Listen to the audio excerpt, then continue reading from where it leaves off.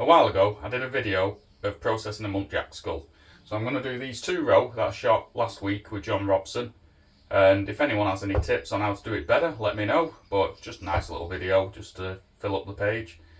I'll show you how we get on. Anyone who follows me on Instagram will know last time I did a head, I ended up slicing my thumb and ended up in A&E.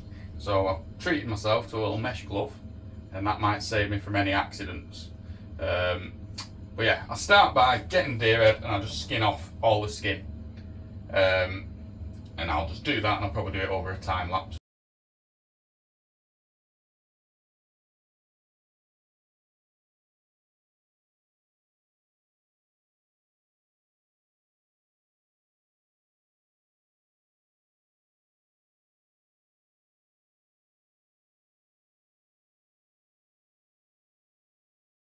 Once I've skinned it off, I then, with the bottom jaw still attached, I then just cut down to get the tongue out.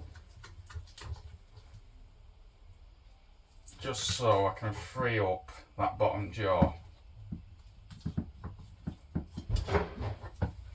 And be careful when pulling it apart so you just don't break it. And then you can find the joint and just follow that along with a knife. Just so you can slice along that and just get all the meat around there cut, so it makes it easier for the jaw to come out. So I don't do anything with the bottom jaw, I just bin that off. As I say, you'll find the joint there and it'll just go straight in, and it goes into the skull there. And slice that off. And you can just start prying it a bit more.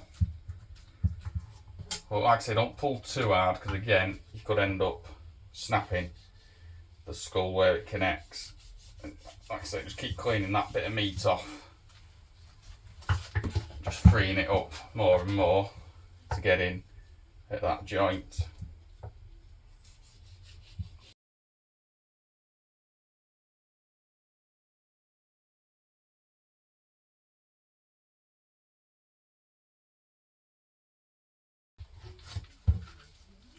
And then once you've got through there, you can just twist the bottom jaw off like that.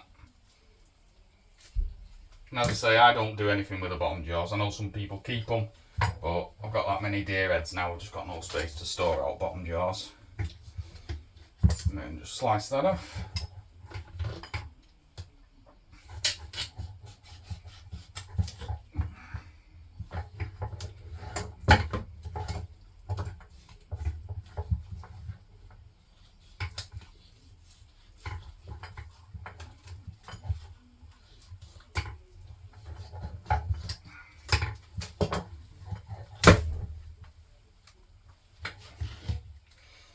Like I say, the more meat you get off at this stage, the easier it'll be when you do the boil for it all just to come off with a pressure washer.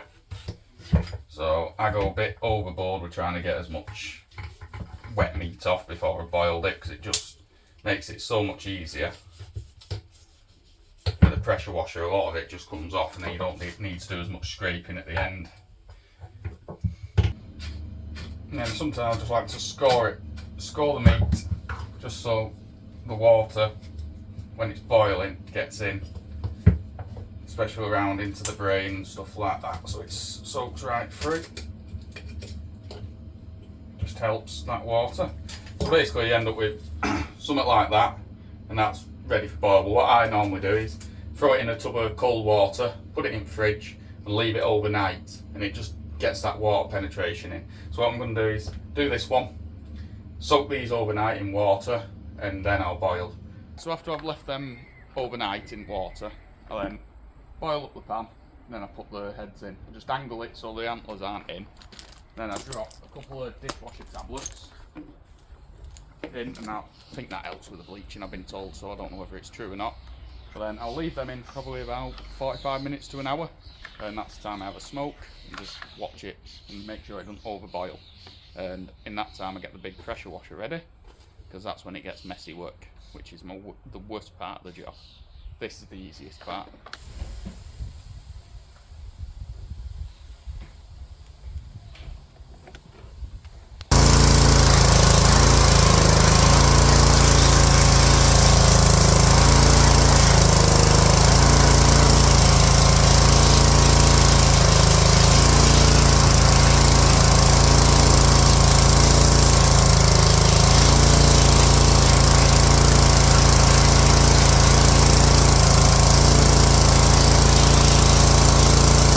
Right, once I've finished pressure washing, there's a few bit of fatty bits that I need to scrape off with a knife before it's ready for the bleach.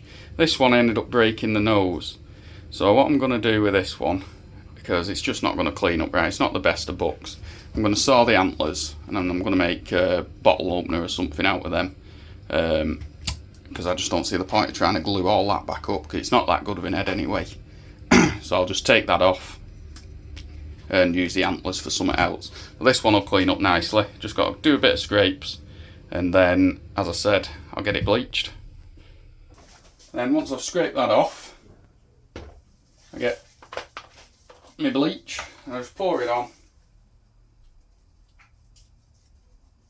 And then once it's on, I just make sure I'm wearing gloves because it burns this stuff, and then I just apply it to all the areas that I can. Just make sure everywhere's covered, and try and get some inside the brain cavity, just so it bleaches up inside there. You just want to get it on as thick as possible everywhere. That's why this cream stuff's good, because you can see where you've actually got it and where you haven't. And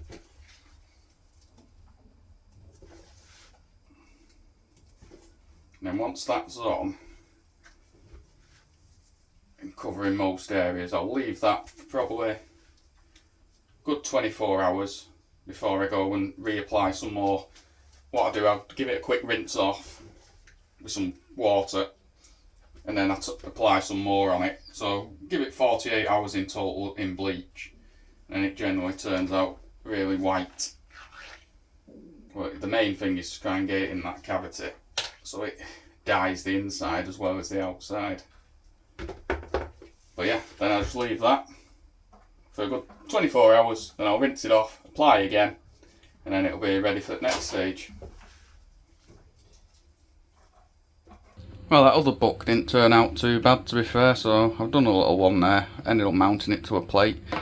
But once it's dried out, as I said, and the bleach is all clear, rinsed off and then just left to dry, that's what you end up with.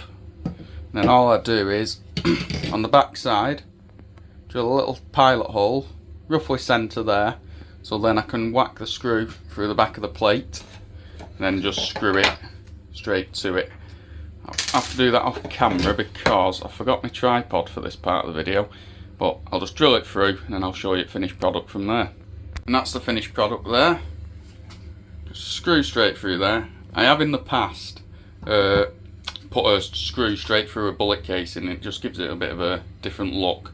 But I just went for a straight screw on this one. And then that's the other one. It's turned out not too bad considering it was a bit of a botched job on that one. I went a bit too hard with that pressure washer like I said, but still work out alright. Stick it up on the wall. Well, that's the 2 books I shot with John Robson. So thanks for watching. Don't forget to like and subscribe, and I should be out on the Bro books again in the next couple of weeks.